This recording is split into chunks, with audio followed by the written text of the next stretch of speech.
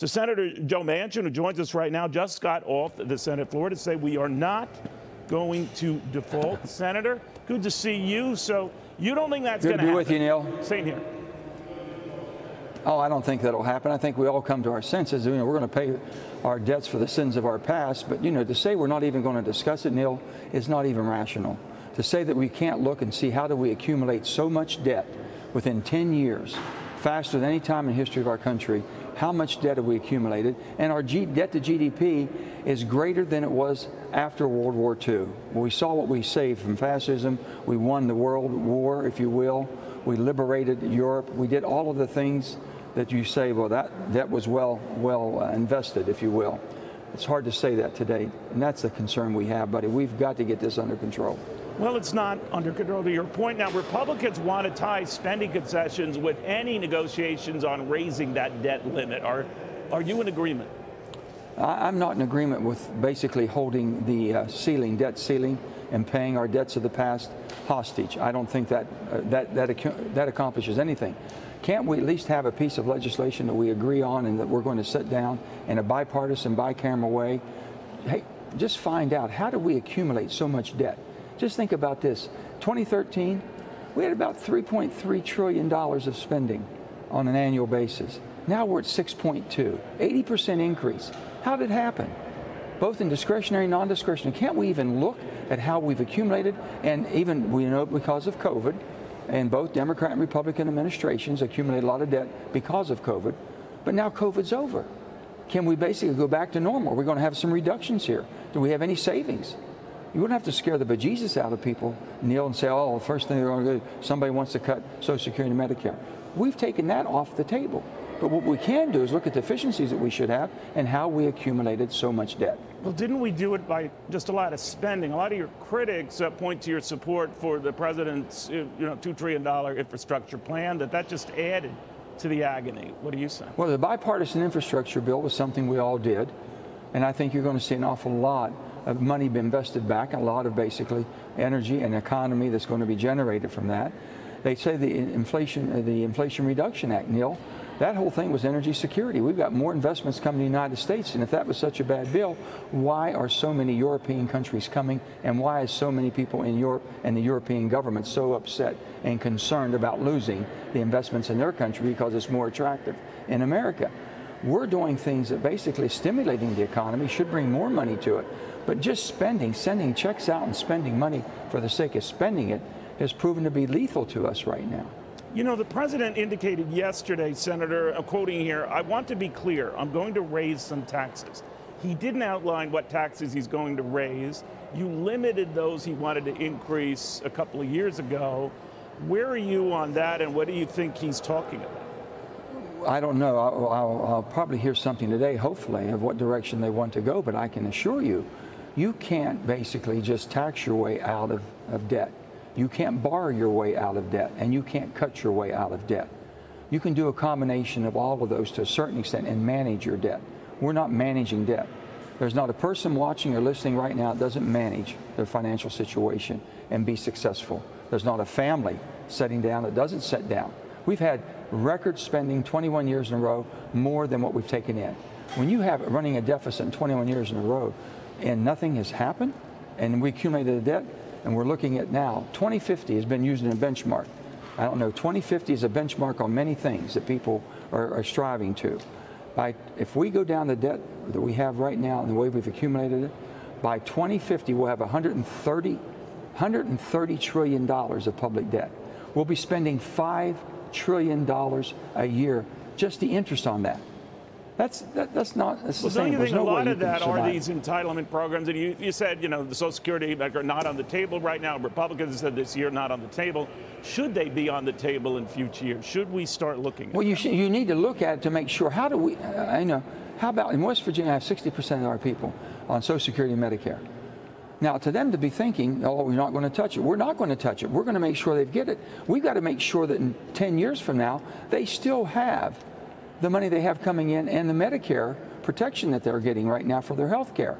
If we do nothing and just sit back with our hands in our pocket and say, oh, we can't get involved, they're going to have automatic cuts. We can't let that happen. So what about We've got those? to say, where would you say, all right, we have to look at either extending the age, raising taxes, or those 50 and over shouldn't have to worry about this? Where are you on the age of people who might have to say, all right, we're going to push this back a little bit? I just think, is there a better program? Is there a better way as younger people can invest and have something for retirement? I don't know.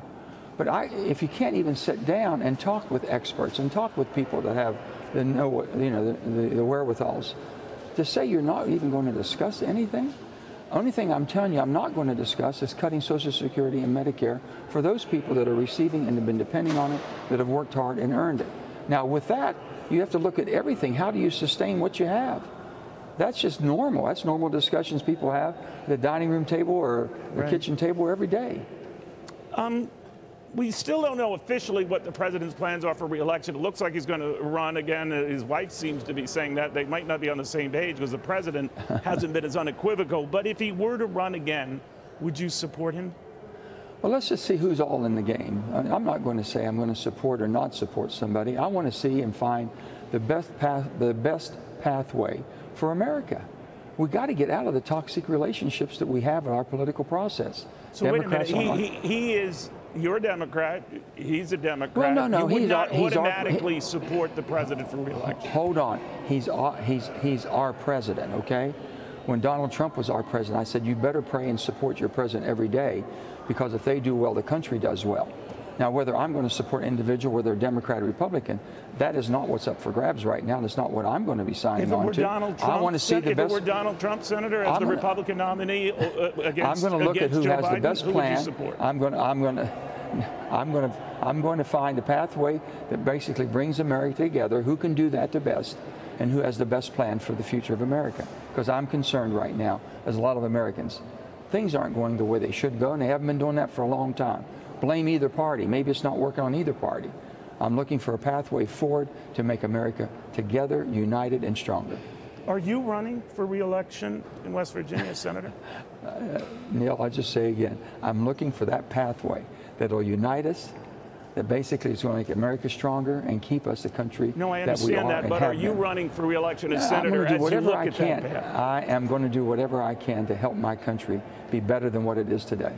Are you troubled by polls that show you, right now at least, trailing your governor, Jim Justice, by at least 20 points? Would that influence your decision if he were, in fact, the nominee to take you on? No, I've never made a decision based on that. And if I decide, I'm going to be involved. And if I decide to run, whatever, I'm going to be involved. I intend to win. So I'm running for Senate again. If I intend to do that, I will win. I really believe that, because I think when you see West Virginians look at me, not as a Democrat or Republican, look at someone who's performed and basically delivered. I've done that all my life and been upfront, transparent. So I think that I feel very good about the election, whatever decision we make here, but I'm going to make sure that my country and my state has the ability to function normally and not in a dysfunction way, and not being torn apart by the toxic political atmosphere that we have. So would you run then, sir, as a Democrat or a Republican? Some have said that you're considering becoming a Republican or maybe an independent. Neil, I'm going to do whatever I can, and that's plenty of time between now and then to do whatever I can to help my country get our financial house back in order. You're not ruling it out. You're not ruling it out. When you said earlier that you wouldn't necessarily support the president simply because he's a Democrat, you would choose the man or the woman and decide that. I'm going to support the best path for the country and how we make our country better and stronger and more united. And right now, I don't think anybody can say that we're together and united. It's basically the political parties that are tearing us apart. And we've got to come together. If one party can do that better than the other party, so be it. Let's wait and see. Right now, both are not doing a very good job of that. So you're open to the possibility of switching parties? Oh, Neil. No, I just had to throw that out there one more time and catch you unaware. Let me step back, if you don't mind, Senator, and get your sense of the landscape right now, because you and Senator Jon Tester, another Democrat of Montana, have taken on the president on this ESG, or what some call it politically correct woke investing. You don't like it. That's likely to mean that, the votes are there to go ahead and overturn it. The president will no doubt veto it, but he'll remember the Democrats who didn't support him, and he'll remember you and Senator Tester. What do you say? Well, I don't know. I made my decision. I think very easily made my decision that I don't believe that under ERISA, which is the blanket of how you're supposed to look at everything from your 401ks or any of your pension plans, that it should be a mandatory thing that should be able to do. In the private market, let the private market do what it's going to do. If somebody wants to invest their money or only have their retirement plan invested in certain accounts that might be environmental or might be more fossil, whatever it may be, they can find people that will invest in what they want. That's fine. Let the market continue to make those decisions. But there shouldn't be a political litmus test to it. You're referring ERISA to the Employee Retirement Income Security Act, That's right? exactly and correct. You don't think Absolutely. that should be part of it? Absolutely not. And if it's going to be part, if that's their determination, don't you think the geopolitical risks that you're taking when you make these decisions to make sure that these programs stay solvent should be considered too? If you don't, then just look, basically, if you're not sure, look at what happened at the EU. Ask Germany how well it worked for them. Let me ask you, Ohio Governor Mike DeWine was speaking earlier this morning on this network, sir, talking about maybe it's time the president really visit East Palestine here, that talking about it and his agencies dealing with it isn't enough. Do you agree with that? Well, I can only speak for myself. When I was governor, I knew I had to be there. I knew that gave the confidence to the citizens of my state if I was there. I know being a president and having 50 states and all that, when you have a tragedy such as this, that's 20 miles from the border of West Virginia. I spoke to all of their different water departments because some of that had leaked into the Ohio River. We're watching that plume as it was floating by. They took alternative action to make sure that it wouldn't ingest any of that in the water filtration plants. So we were all concerned to a certain extent. Everybody has a different style. I personally, if any way humanly possible, would be at immediately the same day or the day after that anything would happen in my state. That was just my style of what I thought would be effective. But I think it's important. It's important for the leaders to be there. Yeah. Finally, sir, I mean, obviously West Virginia is a coal-producing state, traditional energy-producing state. You wanted to protect that, and some of these things you signed on to. But there's a move among many states, New Jersey the latest, to go all EV within the next decade or so. It's a big mistake, big mistake. Explain why. Well, the mistake is, first of all, we don't have basically a supply chain that we can rely on. It's all from Germany. It's all from Russia, China. China has on EV batteries or EV, whatever they want to do, until we get our battery manufacturing up and running, until we get our sourcing for critical minerals to where it's basically going to be from North America, United States, Canada, and Mexico, or from a country that we have a free trade agreement, or our allies overseas, people we can depend on that won't hold us hostage or make it almost impossible for us to have a guaranteed supply chain. It's crazy to go down that. And that's exactly why I did the IRA, Inflation Reduction Act, to make sure we developed an energy policy here that was basically all-inclusive, that basically made us energy secure, but especially our transportation mode, which is it's never in history been dependent on any other country to supply anything that we needed for automobiles, trains, and planes. It's never happened. Senator, finally, I lied before when I said that was the last question, but I'm curious what you make of this push to get more funding to help Taiwan with weapons and the rest, to the tune of about $659 million. We're sending upwards of 200 troops there. China is getting very provocative in its response to all these developments. Do you think we could go to war? Oh, that's always a possibility with the uncertainty we have in the geopolitical unrest. That's why we have to be very careful of what we're doing and how we're doing it, and sending the right signals that the only way you're going to have is peace through strength.